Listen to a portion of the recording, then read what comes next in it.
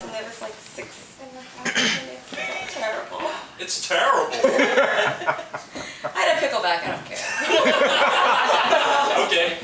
Pickleback, by the way, is a whiskey shot followed by a pickle juice shot, which is really awesome. Sounds gross, but really awesome. Anyway, you try it. I'm reading part of a short story. It's the beginning of a short story that I just finished and haven't edited yet. So, and that's all you need to know. All right. The first time you told me you loved me, you said it in Korean. You thought I couldn't understand you when you spoke to me in my sleep, when you murmured to me in a language that was not mine, but the language in which your mother sang songs to you as a child, the language that rocked you gently and kissed your baby skin, the language that first told you God loved you. You whispered to me, as I lay in your arms half-conscious, words and sentences that rushed through my hair, tender like a stream, and I dreamt of far-off places where all roads led me back to you. Later, I woke, and you said to me, beautiful, 사랑해. I stopped breathing. You did not notice. You didn't know until later, until after I told you I loved you first in the language we both shared, that all along I knew you loved me too. On Sundays, you pored over the real estate section of the Times while I did the crossword at the kitchen table. Brillo, your 12-year-old Shiba Inu, napped beneath our feet. You drank your coffee black. I had juice with my eggs. We sat in silence, but every so often you would tap your finger on a listing. What about this?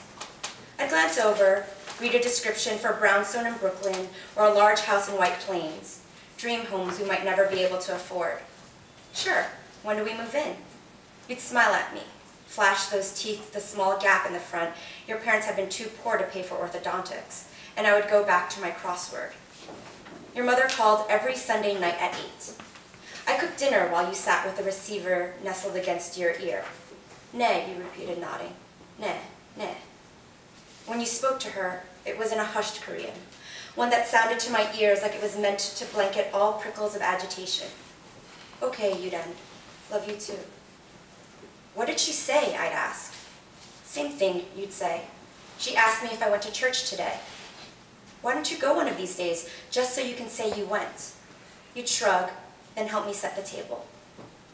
In the evening, we'd make love in the dark, and when you climaxed, you would say it over and over again. 사랑해, 사랑해, 사랑해. I don't believe in God, I told you one day. Where is the proof of his existence? You placed a hand over your heart, like you were going to say the Pledge of Allegiance. Why does it matter if I don't go to church with you when we're married? I continued.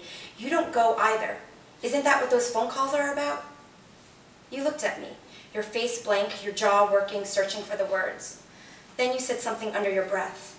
It was fast, a murmur, a prayer maybe. I hate it when you do that, I said. What did you say? You shook your head. Don't do that if you're not going to tell me. You were silent for a moment. My mama once told me she loved God more than me. That's horrible. Only if it isn't true. At night, after we'd fought and I couldn't sleep, I would watch you in the glow of the streamlight streaming in from your window. You slept with your arms flung out like you were ready to embrace the world, and your mouth hung open, taking heavy gulps of midnight air. I wanted to curl up in the abyss of your mouth, make a pillow of your tongue. I wanted you to swallow me so I could see what your dreams looked like projected onto the inside of your skull. The morning you found Brillo splayed out beneath the bed, gasping and whimpering, you called me 9 times, but only received my voicemail. When I finally came home from work, hours later, you were waiting on the couch, 3 empty beers in front of you, your fingers curled tightly beneath the edge of the sofa. You accused me of purposely ignoring your calls, and I found myself beginning to bristle with irritation. But as I opened my mouth to dive into argument, you broke down into tears, and instead I found myself sitting beside you. You wanted to take Brillo back to Jersey, to be buried beneath the bougainvillea behind your parents' house. There, I met your mother for the first time. Your mother did not want to like me. She watched me shovel dirt with you in the yard. She watched us carry Brillo from the car and set him beneath the shade of the flowers. She watched me pluck petals to scatter over his body. She watched me hold you while you wept like a child. Finally, when it was done, she said, "Come, dinner time." We sat down at the dining room table, with her at the center and 2 of us flanking her on either side. She said a brief grace in Korean. I bowed my head, my ears burning. Then she picked up her chopsticks and gestured for us to start. She said nothing to me as we ate. She placed fish and vegetables on your rice in a growing mound. You picked at the food silently. She ladled you tofu soup into a pretty bowl painted with plum blossoms. You let it go cold. I ate little too, unsure of my place in this world that was yours. Later, she brought out 2 beautiful Asian pears, large, round, and golden. She handed one to me, and then proceeded to peel hers with a paring knife in one swift motion, producing a snaking skin that looked like one of those party ornaments that spiral from ceilings. She cut the white flesh of the pear in slices and placed them on a plate in front of you. I held my pear in my palms and stared down at my knuckles. I offered to do the dishes, and on the 3rd insistence, she accepted. As I scraped off remains of rice and fish bones from the plates and filled the sink with soapy suds, I saw you in the doorway, bent over her small frame, her hand on the back of your neck. I couldn't hear what you were saying over the water, although it wouldn't have mattered. She was not speaking to you in English. Later, in the car, you turned to me. My mama told me to tell you you're too thin. What?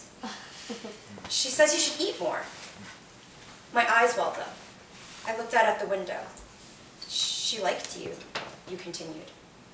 I watched the jagged shadows of trees lining the highway stream by. Thanks for being there with me, you added into the silence. We sped down the turnpike. Finally, I spoke. I wish I could say it back, but I can't. Huh? The words just don't mean to me what they mean to you. It doesn't mean I don't love it when you do. You glanced over at me. What are you talking about? In the distance, I saw a car flashing its hazard lights off to the side. As we passed by, I saw that a deer had been killed on the side of the road. The driver of the car was crouched in front of its belly with a flashlight. Nothing, I said. Never mind. Thanks.